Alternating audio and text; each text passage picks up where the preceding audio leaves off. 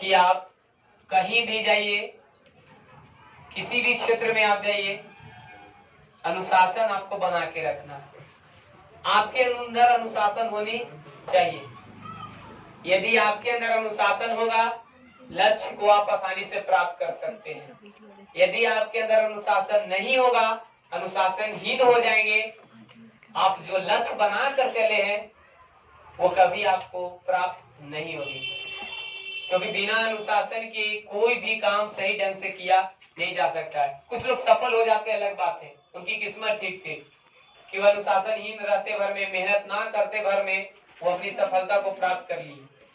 लेकिन जो विद्यार्थी 10th से ही, शुरुआती से ही यदि अपने लक्ष्य को निर्धारित करता है और उस लक्ष्य को प्राप्त करने में एक डिसिप्लिन वर्ड को अगर प्रयोग हमेशा करता है, 100% वो सक्सेस करेगा। लिख के देता हूँ आपको।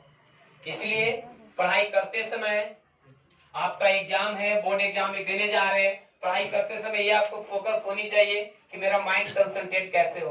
और माइंड कंसंट्रेट सिर्फ एक चीज से हो सकता है, वह डिसिप्लिन में। सबसे पहले आपको डिसाइड होना चाहिए, एनर्जेबल होना चाहिए, आपके अंदर ऊर्जावान होनी चाहिए कि नहीं, जब मैं पढ़ने के लिए बैठ रहा हूँ तो मुझे पढ़ने की इच्छा है या नहीं है, मैं पढ़ सकता हूँ नहीं सकता हूँ, जो पढ़ूंगा उसको हम समझ पाएंगे कि नहीं समझ पाएंगे। बहुत सारे विद्यार्थी प्रेशर में पढ़ते हैं, नहीं एग्जाम में मेरा, मैं पढ़ता हूँ, पढ़ने का मन नहीं, फिर भी बरियरी पढ़ रहे हैं। तो वैसे विद्यार्थी को हम कह नहीं सकते कि डिसिप्लिन के साथ काम कर रहा है। ऑनेस्टिविटी आपके अंदर होना चाहिए, ईमानदारी होनी चाहिए।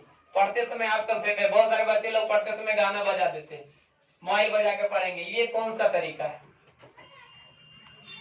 ये आपका सही तरीका नहीं है पढ़ने का। सही तरीका पढ़ने का सिर्फ ये होता है कि आप अपने आप को पहले तरोताजा कर लीजिए, ऊर्जावान कर लीजिए कि मुझे पढ़ाई करना है। और उसके लिए सबसे पहले आपको डिसिप्लिन में आना होगा। 3 दिन 4 दिन के बाद आपका एग्जाम है, तो 3-4 के बाद तो हम लोग मिलेंगे नहीं।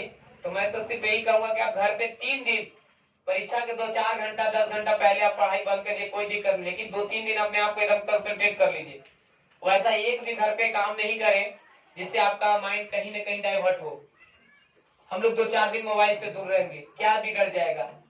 हम ऐसा एक भी काम नहीं करेंगे जिससे हमारा परीक्षा में कहीं ना कहीं उसका प्रभाव पड़ सके। हम लोग ऐसा एक भी काम नहीं करेंगे जिससे हमारा माइंड डाइवर्ट हो।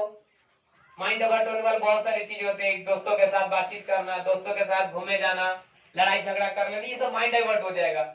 अपने आप को कंसंट्रेट करिए, एक रूम में बंद रहिए। 2-4 दिन में क्या जा रहा है, 2-3 दिन बाहर नहीं मिलेंगे, दोस्तों से नहीं मिले, क्या होगा?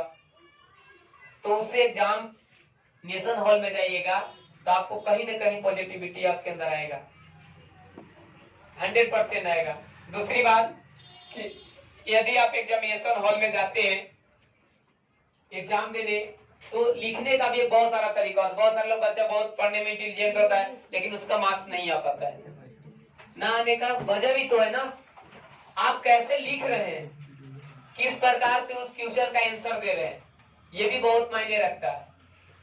अगर मान लीजिए कि शब्दों को हम लोग 3-4 सेंटेंस में ले, उसका आंसर देना है और उसको आप लगभग 10 सेंटेंस में आंसर दे रहे हैं, तो कहीं ना कहीं ये आपके लिए नुकसानमय हो जाएगा। सबसे पहले वहां भी रूल होता है कॉपी लिखने का, तरीका लिखने का, कैसे आप उसका एग्जाम में हॉल में किस राइटिंग में कहाँ पे हमको क्या लिखना है, ये सब चीज यदि आपके माइंड में चलेगा, मार्क्स अपने आप आएगा। ये क्वेश्चन छूट जाए नो टेंशन, लेकिन समस्या यहाँ ये है कि आप लिख कैसे रहे, उसको सोल्यूशन कैसे कर रहे हैं, लैंग्वेज कौन सा प्रयोग कर रहे हैं, ये बहुत मायने रखता है। आप आंसर